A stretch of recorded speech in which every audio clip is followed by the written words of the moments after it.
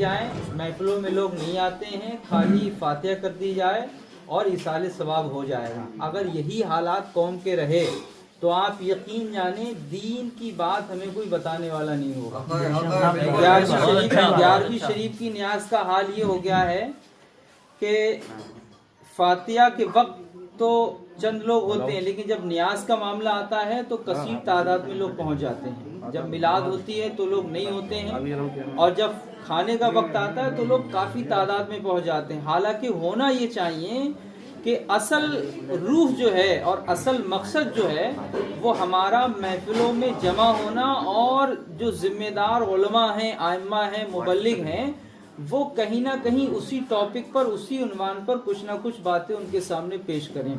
حضرت عائشہ صدیقہ رضی اللہ تعالی عنہا کی بارگاہ میں خاتون آئیں اور کہا یا سیدہ دل بہت سخت ہو گیا ہے، اس کے لیے کوئی وظیفہ بتائیں، کوئی طریقہ بتائیں۔ تو حضرت سیدہ عائشہ صدیقہ رضی اللہ تعالی عنہا نے فرمایا کہ موت کو کثرت سے یاد کیا کرو، دل خود بخود نرم ہو جائے۔ حضرت ابو درداء رضی اللہ تعالیٰ عنہ سے ایک روایت ہے، آپ نے فرمایا کہ اللہ کے رسول صلی اللہ علیہ وسلم نے فرمایا کہ جب اپنے مرحومین کو یاد کیا کرو تو خود کو بھی شمار کیا کرو، یعنی جب اپنے مردوں کو یاد کرو تو خود کو بھی شمار کرو کہ ہم بھی کہیں نہ کبھی مردہ ہوں گے، ہمیں بھی کبھی نہ کبھی اس دنیا سے رخصت ہونا ہوگا۔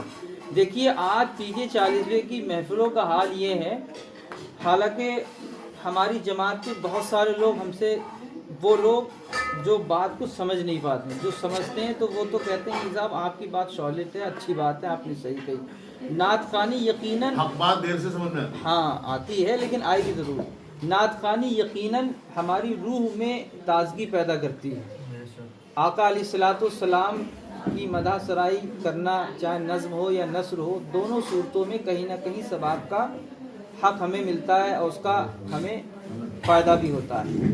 لیکن جو محفلوں میں مسائل شرعیہ کی ضرورت ہے اس دور میں، خاص طور سے مثال کے طور پر یہ رجب شریف کا مہینہ ہے، رجب شریف کے مہینے میں کہیں نہ کہیں ہماری خاموشی رہی کہ لوگوں نے سورہ ملک شریف جو جسے ہم لوگ تبارک کا نام دیتے ہیں، کہیں نہ کہیں ہماری خاموشی رہی۔ آج قوم کے اندر اتنا ڈر ہو گیا ہے کہ وہ اپنے مرحومین کے نام سے تبارک کی روٹی کرائیں گے چاہے ان کو قرض لینا پڑے، اور ایسا بھوت سوار ہے کہ اگر نہیں کرائے تو محلے والے کیا کہیں گے۔ اس کو محلے والوں کی پرواہ ہے، لیکن یہ پرواہ نہیں ہے کہ ہمارے والد کی بخشش کا سبب کیا ہو سکتا ہے۔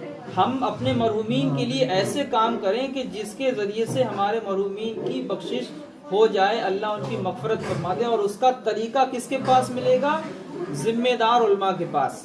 حضور کی بارگاہ میں صحابہ آتے تھے اور اپنی بات کو رکھتے تھے، سرکار مدینہ صلی اللہ تعالیٰ علیہ وسلم اس کا حل فرماتے تھے۔ ایک صحابہ آئے اور کہا یا رسول اللہ میری والدہ کا انتقال ہو گیا، حضور کوئی ایسا طریقہ بتا دیں کہ ان کو فائدہ حاصل ہو، مرنے کے بعد ان کی روح کو سکون ہو۔ تو اللہ کے رسول صلی اللہ علیہ وسلم نے ارشاد فرمایا کہ ان کے لیے پانی کا انتظام کر دیا جائے۔ تو ایک چوراہے یا تراہے وغیرہ پر ایک کنواں کھدوایا اور پانی حضرت ام سعد کی والدہ کے لیے وقف کر دیا۔ اب جتنے لوگ اس سے پانی پیتے رہیں گے اس کا ثواب ان کی والدہ کو پہنچتا رہے گا۔ تیجے 40ویں کی یا برسی کی جو فاتحہ ہوتی ہیں، ان کا مقصد صرف اور صرف یہی ہے کہ ہمارے مرحومین کو اس فاتحہ کے ذریعے سے فائدہ حاصل ہو جائے۔ اعلیٰ حضرت علی رحمہ نے لکھا ہے کہ اولاد پر حق ہے جب وہ قبرستان سے گزرے تو اپنے مرحومین کو سلام کرے اور سورہ یاسین شریف کی تلاوت کرے۔ اب دیکھیے اعلیٰ حضرت علی رحمہ نے وصیت فرمائی کہ جب میرا وصال ہو جائے تو 3 شبانہ روز یعنی 3 دن اور 3 رات جو ہے وہ قرآن کی اور درود پاک کی تلاوت کی جائے۔ یہ کون ہیں؟ اعلیٰ حضرت علی رحمہ، جن کے عشق رسول کا عالم یہ ہے کہ پوری دنیا اعلیٰ حضرت علی رحمہ کو عاشق رسول کے نام سے جانتی ہے۔ لیکن یہ وہ حضرات ہیں کہ جن کا مقام حضور کی بارگاہ میں کیا ہے، کسی سے چھپا ہوا نہیں ہے، لیکن ڈر اور خوف اس قدر ہے کہ اپنے وصال سے پہلے آپ وصیت فرما رہے ہیں کہ میرے وصال کے بعد میری قبر کے قریب ہیں جو ہے قرآن کی تلاوت کی جائے۔ آج حالات یہ ہیں کہ ہم اپنے والد کی قبر پر خود نہیں جا رہے ہیں بلکہ کسی طالب علم کو لگا دیتے ہیں۔ ٹھیک ہے وہ قرآن اچھا پڑھتا ہے، لیکن ہماری لڑائی یہ ہے کہ آپ مسجد کے مدرسے کے طالب علم کو قرآن پڑھنے کے لیے قبرستان لگائیں، لیکن آپ بھی ساتھ میں جائیں، تب آپ کی محبت کا حق ادا ہوگا۔ یعنی آپ نے تو ایک طالب علم لگا دیا کہ صاحب جاؤ ابا کی قبر پہ قرآن پڑھ دو جا کے، ہم صاحب آفس میں بیٹھے ہیں، ہم کاروبار میں لگیں، کہاں محبت ہے یار؟ یہ محبت کا حق تو یہ ہے کہ اولاد خود جائے، اور حدیث پاک میں اور کتابوں میں مرقوم ہے کہ اولاد کے لیے یعنی والدین انتظار کرتے ہیں کہ ہماری اولاد ہماری قبر پر آئے اور ہمارے لیے ایصال ثواب کرے۔